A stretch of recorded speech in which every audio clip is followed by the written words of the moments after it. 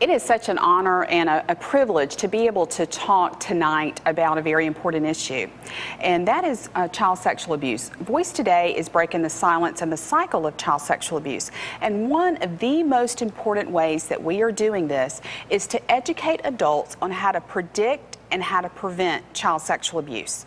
So in this segment, I am going to talk to you about some very important points that you can do in your home, in your community, in your youth-serving organization to prevent child sexual abuse. So there are three things that I want you to focus on as I'm talking. And let these 3 points kind of stick with you. And that is talk, teach, and take action. You see, child sexual abuse is something that's very uncomfortable. It's an uncomfortable subject for just about every adult to conquer. So we at Voice Today want to help you learn how to have those conversations. I'm going to give you some points tonight, but we have many workshops that will help educate you further on how to protect children and prevent child sexual abuse. First thing we're going to talk about is talking about the issue with your children.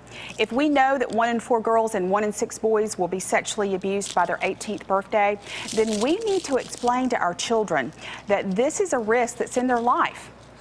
90% of the time, it's someone that the child knows, loves, and trusts. So this means that it could be someone in your family, it could be your next door neighbor, it could be someone in your faith center, it could be someone close to the child. So we teach our children how to drop and roll out of a fire. We teach our children how to look both ways when they cross the street. So we need to teach our children that child sexual abuse is a risk. We need to talk to our children about sex. We need to talk to them at age-appropriate times. You can start that conversation with just teaching your children the anatomical names of their body parts. You see, we want to provide cutesy names. We want to say a pocketbook or a dupa when we need to be explaining that we have the opportunity to teach our children. Why is this important?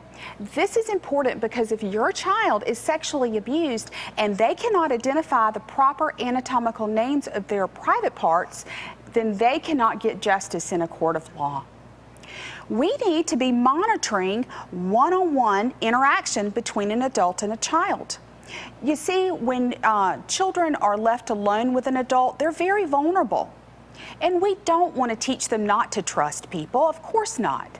But we want to know that that is an opportunity and that is a time that a child may be at risk. So here's what we want to do. We want to drop in unexpectedly.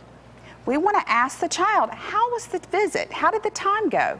And we want to pay very close attention with eye contact. We want to pay close attention to their body language.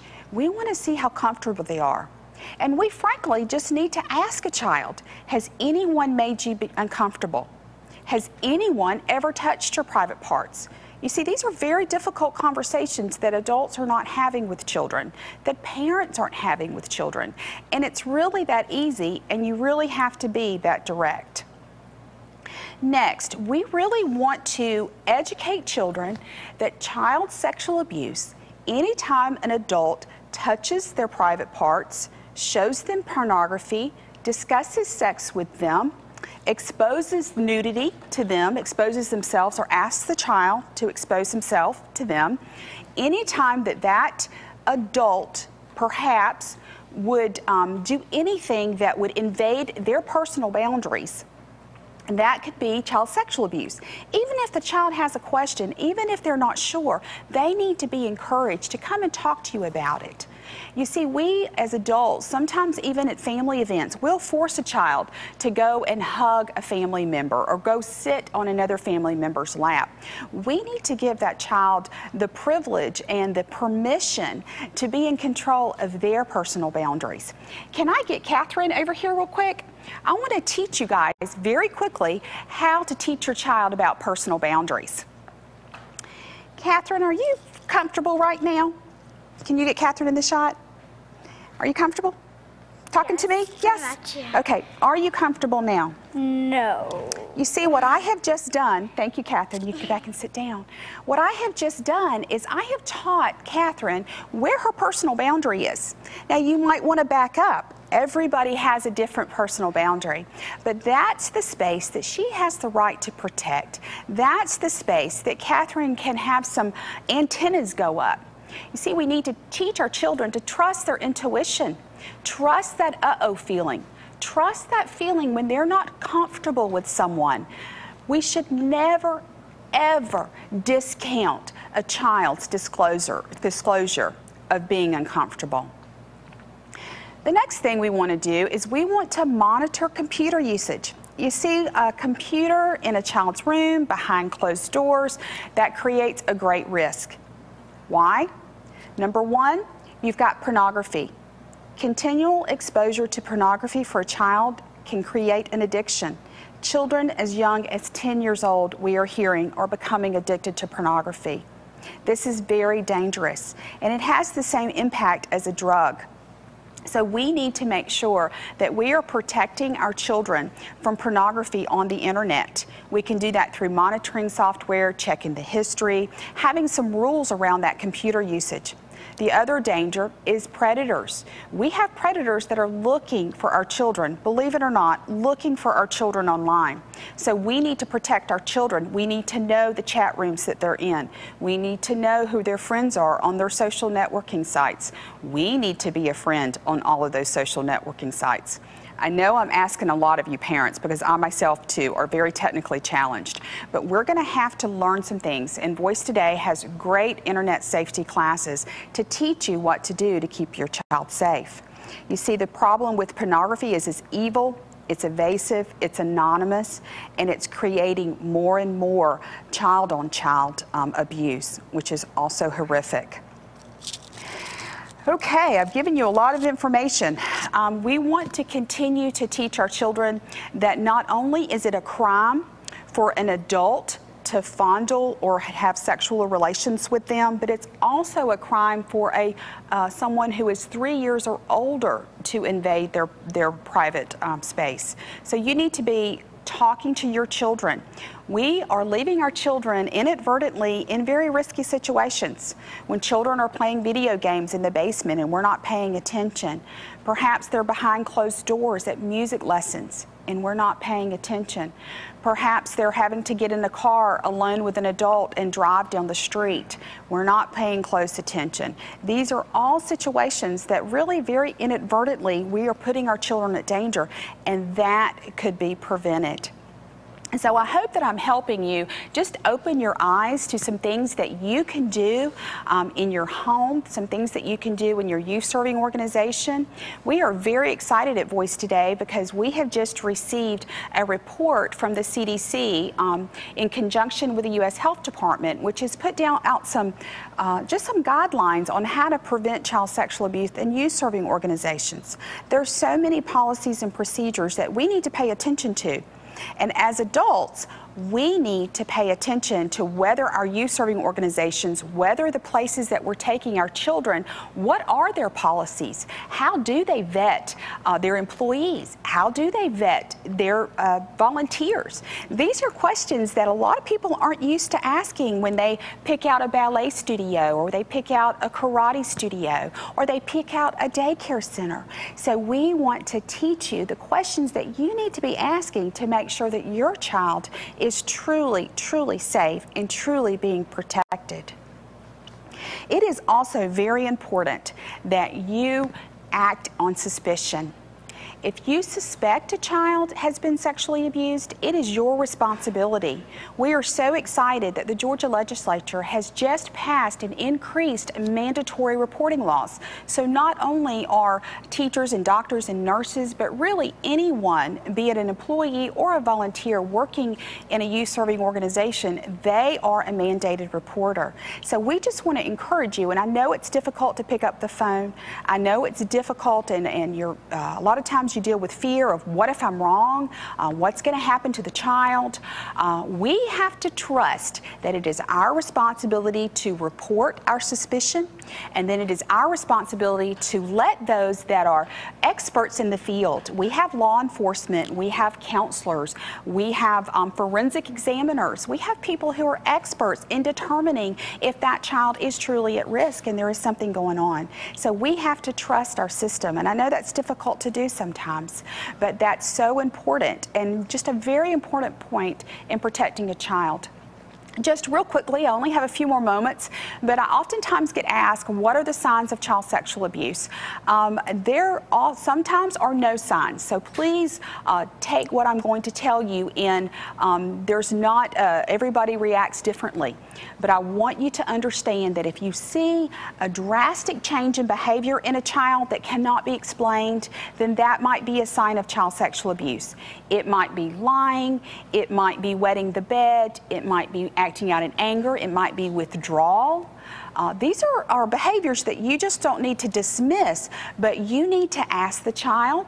You maybe need to pay close attention of their activities and who they're interacting with and how they're responding in that interaction.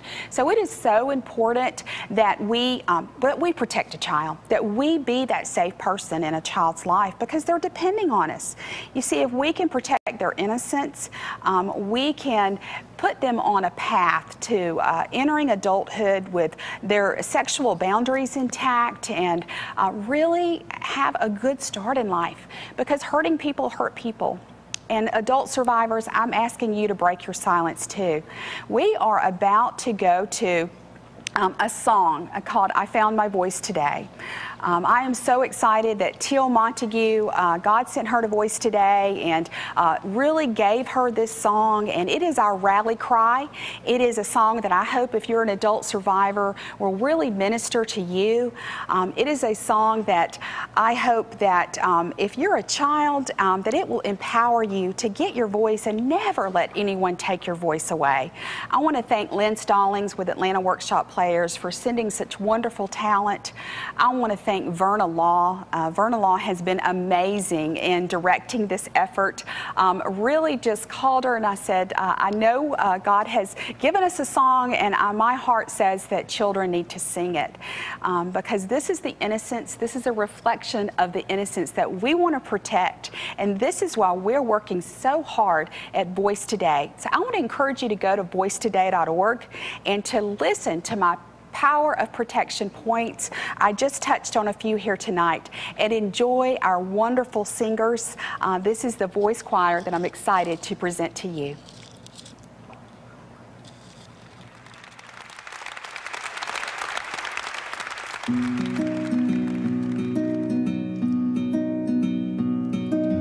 Hi, my name is Gracie, and I am important, though I may be only half your size. But I have a secret, and that secret hurts me. You can probably see that from my eyes. But I have lots of friends who know how I feel. They are not pretend, they're very real. And I'm gonna tell what's hiding deep down in my heart. And this very day I'm gonna start. I found my voice today. I've got something to say, and nobody's gonna take that away. Voice Today, people all over the world. Voice up, you've got something to say. Hi, my name is Grant, and my heart is tender, though you may not have guessed that from my size. When I have a secret, and that secret hurts me, you can probably see that in my eyes. But I have lots of friends who know how I feel. They are not pretend, they're very real. And I'm gonna tell what's